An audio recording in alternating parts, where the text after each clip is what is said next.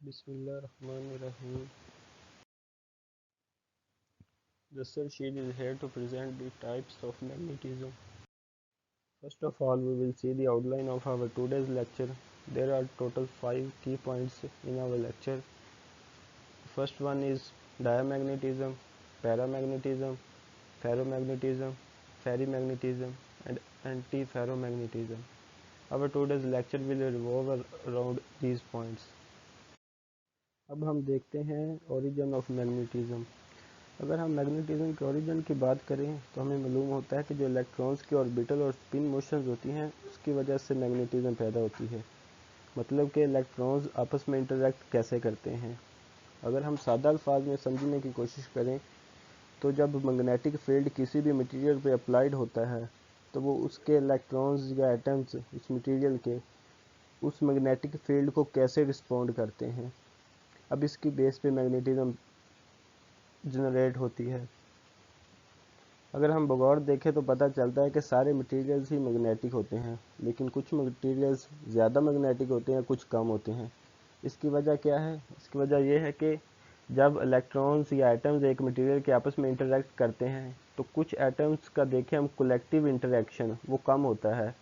जिस मटेरियल्स के एटम्स का कलेक्टिव इंटरैक्शन आपस में कम होगा वो कम मैग्नेटिक होगा, और जिसका कलेक्टिव इंटरैक्शन ज़्यादा होगा वो मटेरियल ज़्यादा मैग्नेटिक होगा।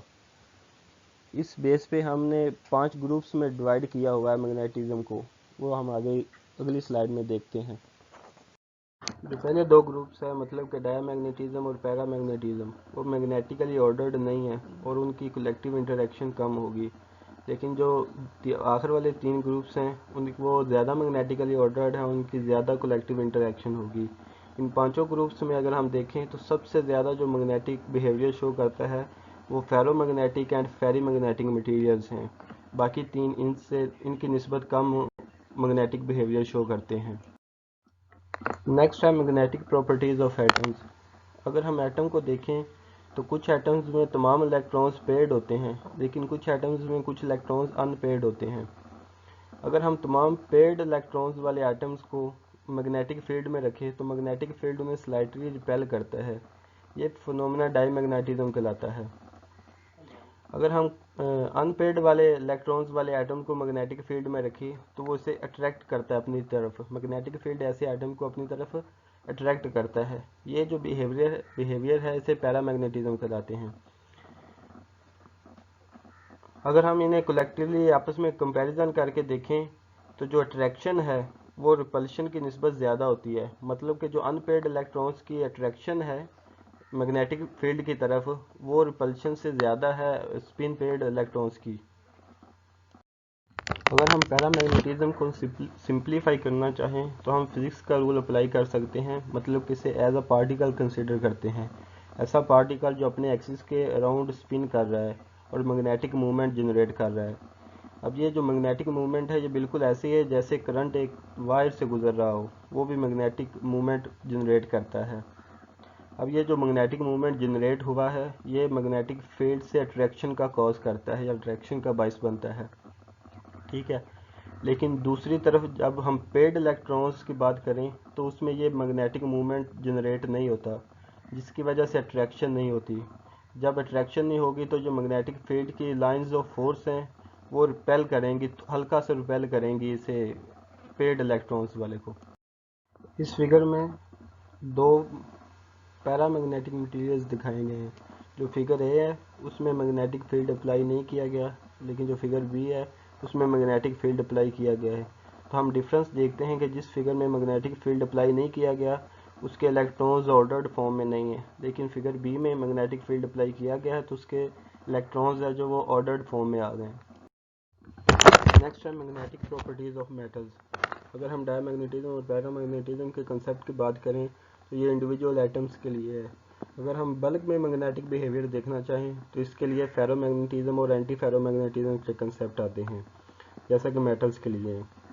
अब फेरोमैग्नेटिक मटेरियल्स ऐसे मैग्नेटिक मटेरियल्स होते हैं जिनमें अनपेयर्ड इलेक्ट्रॉन्स अपने नेबर्स के साथ पैरेलल अलाइंड होते हैं, चाहे मैग्नेटिक फील्ड अप्लाई हुआ हो या चाहे ना हुआ हो। ये जो म्यूचुअली अलाइंड स्पिन्स के ग्रुप्स हैं इन्हें मैग्नेटिक डोमेन्स कहते हैं। जब मैग्नेटिक फील्ड अप्लाई करते हैं ये मैग्नेटिक डोमेन्स मैग्नेटिक फील्ड के साथ अलाइन हो जाते हैं। फेरोमैग्नेटिज्म का फिनोमेना सिर्फ उन मेटल्स में होता है जिनके d और f ऑर्बिटल्स में अनपेयर्ड इलेक्ट्रॉन्स होते हैं, मतलब कि 3d and 4f block elements में ही ये फिनोमेना होता है। और दूसरी बात यह है कि जब फेरोमैग्नेटिक मटेरियल्स को हीट करते हैं तो वाइब्रेशंस की वजह से मैग्नेटिक डोमेन्स ब्रेक डाउन होना शुरू हो जाती है और मटेरियल्स पैरामैग्नेटिक बिहेवियर की तरफ रिवर्ट होना शुरू हो जाता है। सिर्फ चंद एक मेटल्स हैं जो फेरोमैग्नेटिज्म का बिहेवियर शो करती है, जैसा कि आयरन कोबाल्ट निकल रहा है। इस फिगर में 3 डायग्राम्स शो की गई हैं। पहली है वो फेरोमैग्नेटिज्म की, दूसरी एंटी फेरोमैग्नेटिज्म की और तीसरी है फेरीमैग्नेटिज्म की।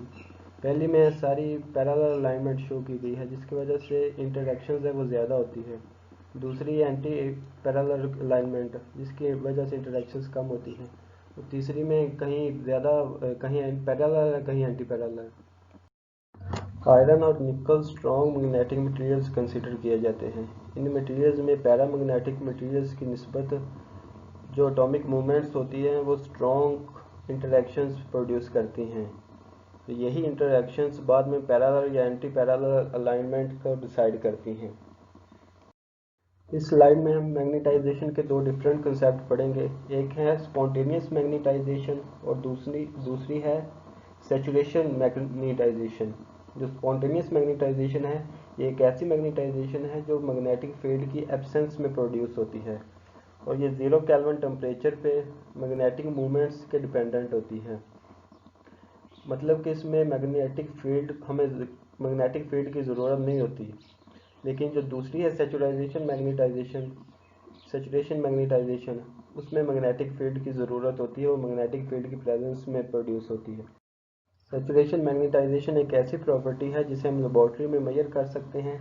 इसे H सैचुरेटेड से रिप्रेजेंट करते हैं और मज़ीद ये कि ये साइज़ से इंडिपेंडेंट होती है, मतलब कि इसमें साइज़ जितना मर्जी पार्टिकल का छोटा होता जाए उससे इसे कोई फ़र्क नहीं पड़ता, लेकिन ये टेम्परेचर पे डिपेंडेंट होती है।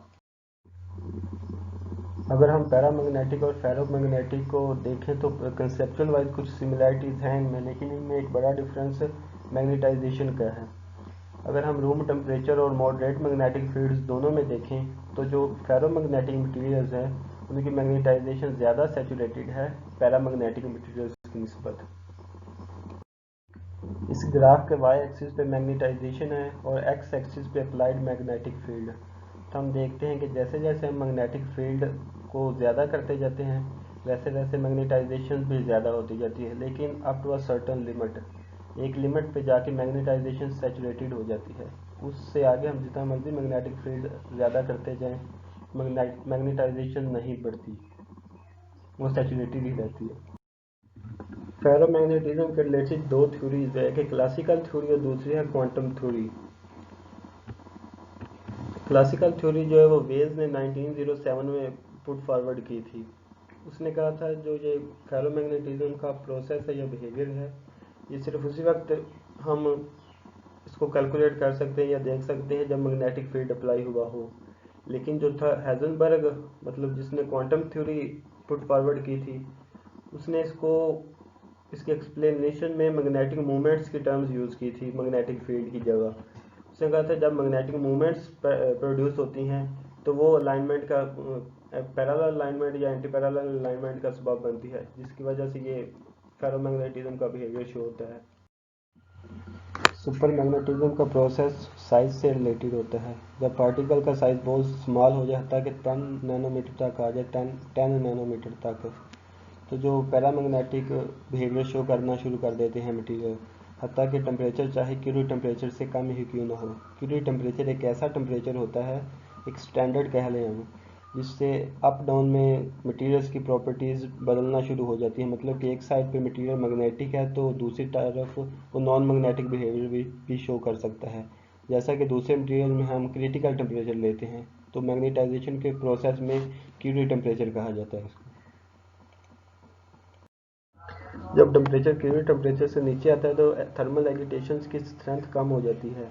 थर्मल एगिटेशंस से मुराद है कि जो हीट रिलेटेड मूवमेंट्स होती हैं, लेकिन फिर भी वो इतनी स्ट्रॉन्ग होती है कि मैग्नेटाइजेशंस की डायरेक्शंस को चेंज कर सके। मैग्नेटाइजेशंस की डायरेक्शन से मुराद है मैग्नेटिक मूवमेंट्स की डायरेक्शन।